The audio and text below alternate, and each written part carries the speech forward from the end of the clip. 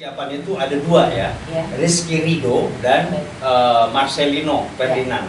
Ini dua ini, selebihnya itu 9-nya itu adalah pemain diaspora. Karena dua ini bukan karena lokal dia dipakai.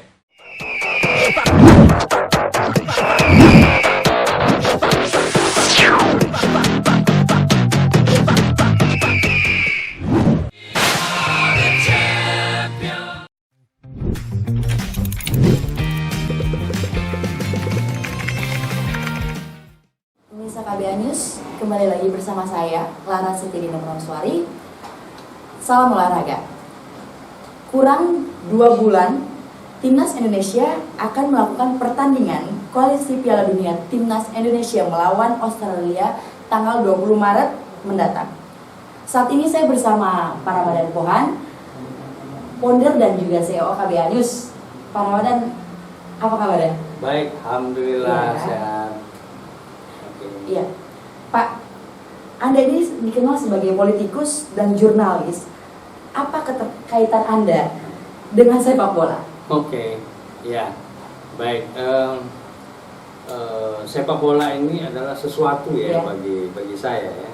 Kalau politik itu adalah sekadar hobi, wartawan itu adalah profesi. Kalau sepak bola itu adalah bagian dalam diri saya juga di situ.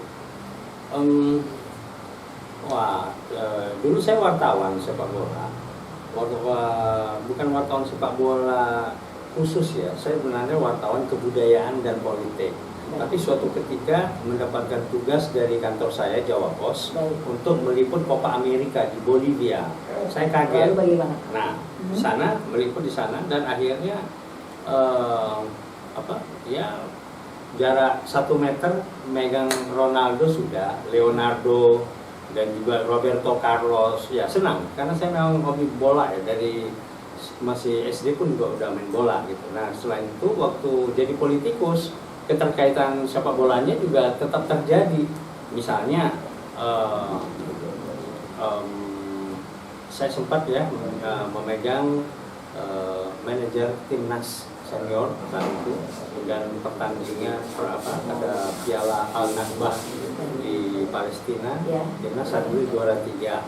Dan kemudian sebagai politikus juga ya ada pertandingan bola melawan mantan timnas. Di situ ada Ricky Yakob, ada Peri Sandria, dan kemudian juga Patar Tambunan, dan juga Azari Rangkuti dan sebagainya di sana. Dan tim DPR kalah lawan mantan timnas. Ya wajar dong gitu. Skornya 3-1. Tapi gol DPR saya cetak. Nah, gitu. Dan kemudian juga waktu jadi anggota DPR saya punya 3 sekolah sepak bola. Nah, sekolah sepak bola ini ada di Ngawi, ada di Pacitan, dan kemudian ada di Deli Serdang.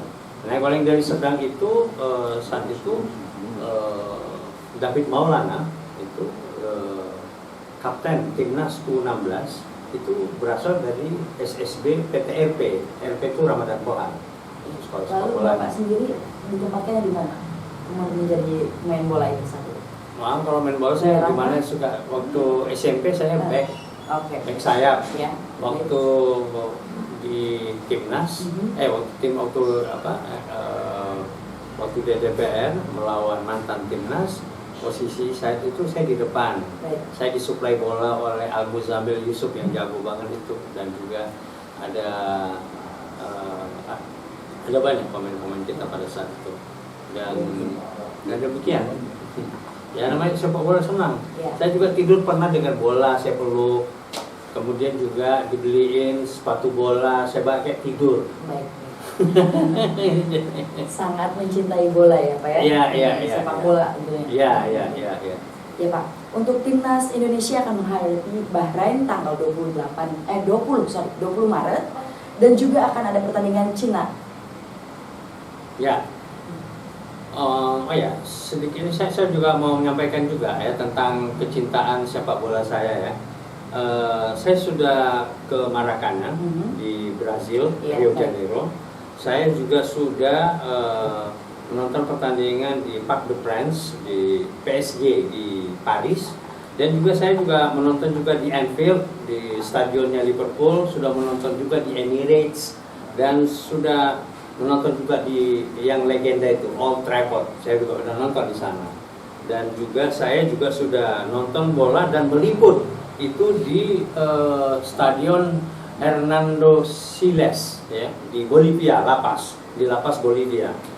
Dan itu final Bolivia melawan Brazil. Juaranya itu adalah Brazil. Di situ saya bertemu langsung dengan pemain-pemain nasional angkatannya tadi itu ya, Ronaldo dan kemudian Leonardo dan Rivaldo dan semuanya di situ. Dan alhamdulillah itu keterkaitan dengan sepak bola. Baik, mengenai pertandingan kita nanti tanggal 20 Maret di Australia ya. Ini cukup berat ya. Cukup berat, dan di mana Patrick Kluivert harus bersama Alex Pastoor dan juga Danny Lanzat ya, dan juga siapa terakhir itu Gerald Van den Berg. Nah itu cukup berat, tapi saya menaruh optimistis karena target kita di sana itu kita ngambil seri. Yeah. Dan Patrick Kluivert juga udah mengatakan target itu adalah seri di sana karena kita melawan tuan rumah ya. Dan untuk mendapatkan angka penuh 3 itu berat. Jadi sesungguhnya sisa 4 pertandingan ini, yaitu pertama melawan Australia, kedua minggu sepekan setelahnya melawan Bahrain, dan kemudian kita melawan China, dan terakhir melawan Jepang. Yeah. Betul ya. Nah, ini ada 4 pertandingan, secara teoritis kita harus 12 ya kan poin. Tapi kan nggak mungkin kita dapat semua poin di situ. Kita dapat 2 kemenangan itu 6 plus 1 seri itu udah 7. Insya Allah kita udah maju ke Piala Dunia. Menangnya dari mana aja Pak? Menangnya nanti dari, kalau perkiraan saya yang realistis kita mengharapkan kemenangan 2 kemenangan itu 6 poin, yaitu pertama melawan Bahrain ya. Yang kedua melawan China. Kenapa saya katakan demikian? Karena waktu melawan Bahrain ya 2-2, sesungguhnya kan Indonesia sudah menang ya, cuma wasit saat itu dicurigai ada indikasi konspirasi. Pertandingan baru berakhir itu setelah gol dari Bahrain. Nah itu satu, dan kemudian kita sebenarnya menang itu ya. Dan kemudian melawan China juga sebenarnya kita menang, apalagi 2 ini kita bertanding di di kandang ya. Jadi 6 poin itu insya Allah kita dapat. Nah tinggal 1 poin ini mau dapatnya dari mana? Di Jepang atau di Australia? Kok saya berpikirannya Australia ya. Dan kita berharap setelah nanti dapat 1 poin dari Australia, pertandingan kualifikasi Piala Dunia terakhir yang dimainkan timnas kita itu adalah di Jepang. Saat itu saya perkirakan Jepang sudah memantapkan 2 kakinya itu berada di putaran Piala Dunia, final Piala Dunia. Jadi kita harapkan mereka memainkan ya mungkin pemain lapis keduanya lah gitu ya. Kalau untuk pikiran Indonesia melawan Jepang itu bagaimana Pak? Kita berat kita melawan Jepang. Maka bisa menang. Ya menang jauh gak usah berhayal kita ya, kita nggak berhayal menang untuk di Jepang. Jepang itu sudah, saya kira tuh levelnya udah di atas Indonesia. Mau ngapain juga udah gitu. Bahkan levelnya ini udah mengalahkan timnya Eropa ini, Jepang ini. Udah levelnya udah di sana. Kita harus bukan tahu diri, kita harus realistis lah di situ ya. Dan kita harapkan lah nanti racikan dari Kluivert sama Danny dan juga Pastoor nanti itu ya, Van den Berg itu benar-benar efektif untuk mendapatkan nilai kita itu tadi ya, 2 kemenangan 1 seri, satunya lagi serinya itu entah dari mana lah. Kan bola bundar Pak, siapa tahu bisa kalah. Ya. Dan bisa menang juga. Iya, ya kan? Nah, tapi ya sebundar-bundarnya bola itu tetap aja itu kesiapan teknis non teknis pemain di lapangan dan di luar lapangan itu situasi atmosfernya juga harus mendukung. Gitu ya. Dan benar-benar main bola ini bukan pertarungan nasib juga gitu loh ya. Main menang nasib gitu. Jangan kalau kalah langsung nyalain wasit juga jangan gitu.